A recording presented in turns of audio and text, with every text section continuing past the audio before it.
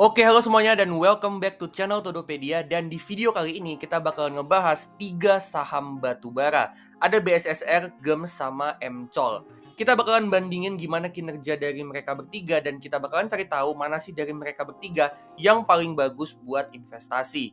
Nah, tapi sebelum kita mulai, jangan lupa subscribe dan tekan lonceng notifikasi supaya kalian terus up to date sama channel Todopedia. Oke, yuk langsung aja kita mulai.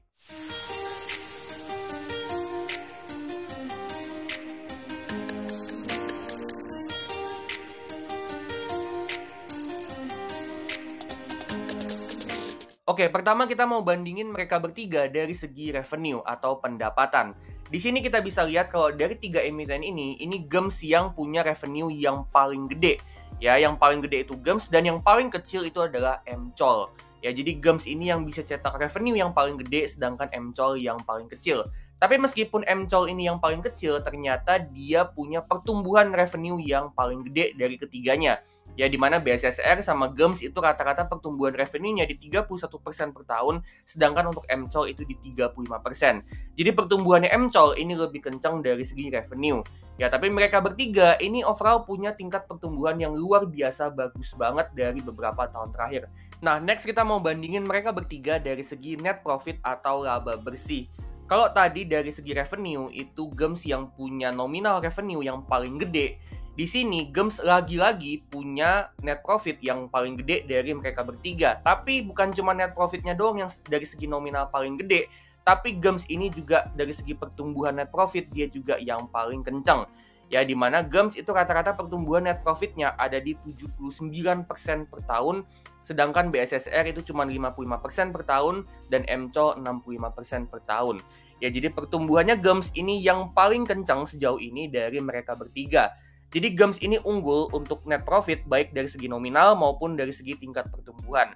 Nah, yang menarik adalah meskipun tadi MCOL dari segi revenue dia yang paling kecil, tapi ternyata dari segi net profit MCOL ini udah bisa ngalahin BSSR. Ya, kita bisa lihat di sini nominalnya itu MCOL lebih gede daripada BSSR. Ini artinya net profit margin dari MCOL ya itu lebih gede daripada BSSR. Ya, jadi artinya MCOL ini pengeluarannya lebih sedikit daripada BSSR, sehingga MCOL ini laba bersihnya bisa lebih gede daripada BSSR. Oke, next kita mau lihat mereka bertiga dari segi free cash flow. Di sini kita bisa lihat kalau dari tahun 2019 sampai tahun 2023, baik BSSR, GEMS, sama MCOL, ini mereka rutin banget untuk hasilin free cash flow yang positif. Ya, jadi free cash flow-nya dari beberapa tahun terakhir ini rutin positif. Ini bagus banget karena ini artinya BSSR, GEMS maupun MCOL, mereka ini bukan cuma mampu buat cetak profit, cetak laba bersih dari bisnisnya, tapi mereka juga bisa hasilin uang kas masuk. Yang mana uang kas masuk ini nantinya bisa dipakai, ya, uang kas ini bisa dipakai buat yang pertama itu buat bagi dividen, yang kedua itu bisa buat bayar utang, sama yang ketiga itu bisa buat ngembangin bisnisnya lebih lagi. Atau bisa juga buat yang keempat itu buat buyback. Ya, jadi free cash flow ini positif karena ini adalah yang bakalan kasih value ke investor. Ya, jadi ini adalah uang kas yang buat kasih value ke investor. Nah, mereka bertiga ini rutin positif dari beberapa tahun terakhir dan ini bagus, dengan yang paling besar itu adalah GEMS. Ya, jadi GEMS ini yang cetak free cash flow yang paling gede, diikuti MCOL kedua paling gede, dan yang paling kecil adalah BSSR. Oke, next kita mau lihat mereka bertiga dari segi profitability dan kita bakalan pakai rasio return on equity. Di sini kita bisa lihat kalau dari tahun 2019 sampai tahun 2023, rata-rata mereka bertiga itu yang paling tinggi adalah GEMS dengan 75% return on equity. Diikuti BSSR yang kedua paling gede sama MCOL yang paling kecil di 45%. Tapi kalau kita perhatiin ya, return on equity-nya mereka bertiga ini sebenarnya tinggi-tinggi banget. Artinya mereka bertiga ini punya kemampuan yang bagus banget dalam hasilin profit, dalam cetak profit dari modal yang mereka punya di dalam bisnisnya. Ya, yang paling rendah aja itu MCOL 45%.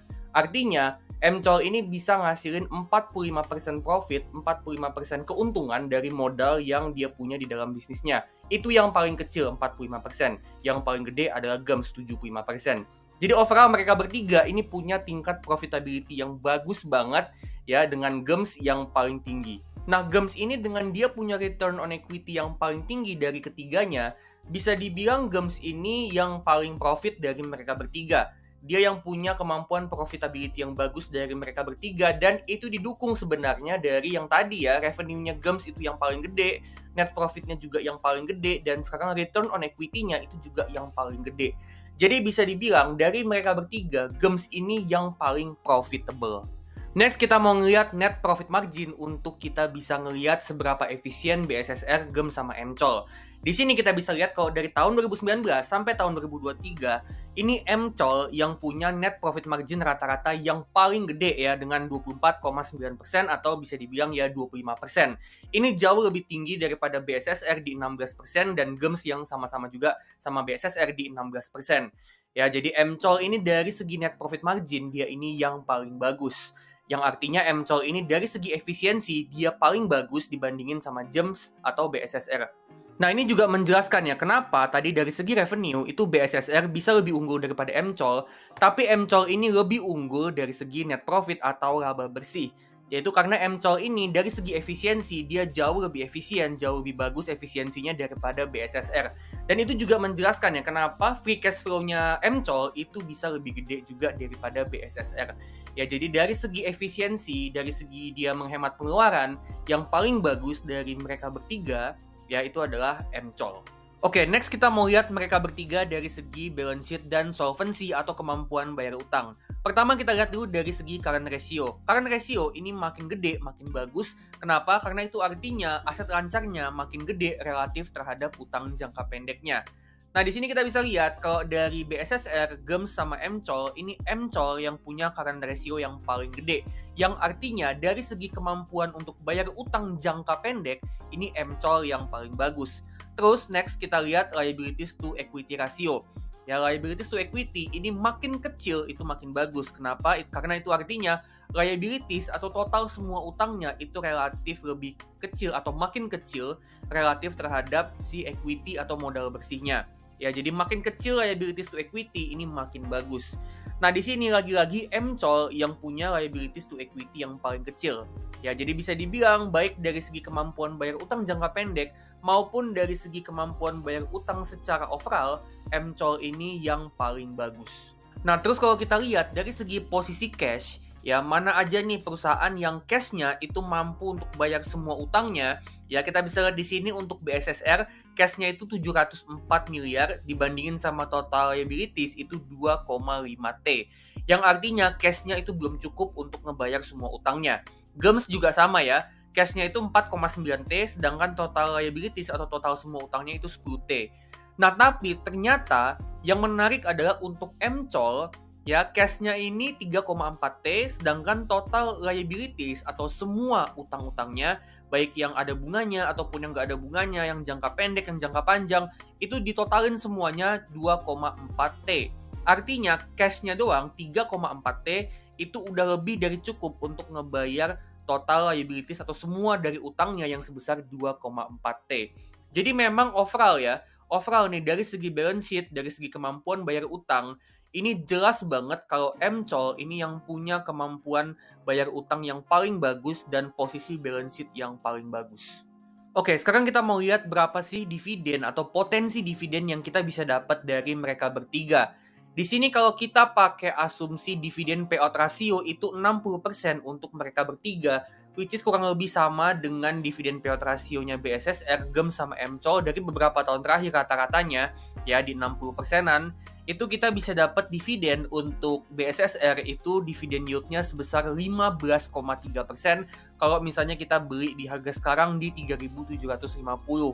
Ya, sedangkan untuk Gems ini kalau kita beli di harga sekarang di 5.850 itu bakalan dapat dividen yield 13,9%, dan untuk MCOL di harga yang sekarang di 5.750 itu dividen yield-nya 10,3%. Jadi yang paling gede dari segi dividen yield itu adalah BSSR. Jadi untuk dividen yield-nya yang paling gede itu BSSR, yang kedua itu Gems, dan yang paling kecil itu MCOL. Nah, tapi MCOL ini meskipun dia dividen yield-nya paling kecil, kalau menurut gua MCOL ini yang punya potensi yang paling gede untuk naikin dividennya. Kenapa kayak gitu? Itu karena MCOL ini didukung sama posisi balance sheet yang memang bagus banget, di mana total uang cashnya itu udah lebih dari cukup untuk ngebayar semua utangnya. Yang artinya MCOL ini perusahaan yang bisa dibilang dia ini minim utang dan kebanjiran uang cash. Dengan dia banyak uang cash, artinya itu ada peluang, dia ada ruang gerak tambahan untuk dia bisa naikin dividen yang dia bisa kasih ke investornya. Ya, jadi dengan dia banyak nih uang cash yang dia pegang, itu tentunya bisa jadi potensi untuk dia bisa nambah dividen payout rasionya dia untuk kedepannya. Dan ketika dividen payout rasionya bisa naik, maka itu juga bisa naikin dividen yield yang bisa dikasih sama MCOL untuk investornya. Terakhir kita bakal hitung berapa sih harga wajar dari mereka bertiga. Dan di video kali ini kita bakalan pakai metode min, per, dan PBV. Di mana kita bakal hitung harga wajarnya BSSR, GEM, sama MCOL itu berdasarkan berapa sih rata-rata per dan rata-rata PBV dari 5 tahun terakhir. Jadi kita pakai rata-rata per dan PBV dari 5 tahun terakhir. Terus untuk EPS dan BVPS atau earnings per share sama book value per share itu kita pakai data yang terbaru. Ya, nah di sini dengan min per dan min PBV dari 5 tahun terakhir dan kita pakai data yang terbaru untuk earnings per share atau EPS sama book value per share atau BVPS dari BSSR, GEM, sama MCOL, kita dapat di sini harga wajarnya untuk BSSR itu di 4.561, untuk GEMS di 11.257, dan untuk MCOL di 5.524. Yang mana di harga yang sekarang BSSR di 3750, GEMS di 5850, sama MCOL di 5750. Untuk BSSR ini ada margin of safety 17,7%.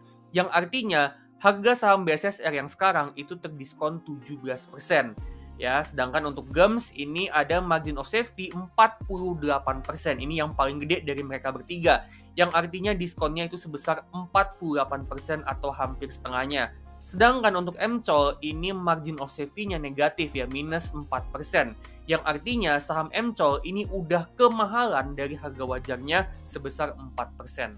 Jadi dari segi valuasi di harga yang sekarang nih ya, dari mereka bertiga ini saham GEMS yang diskonnya paling gede.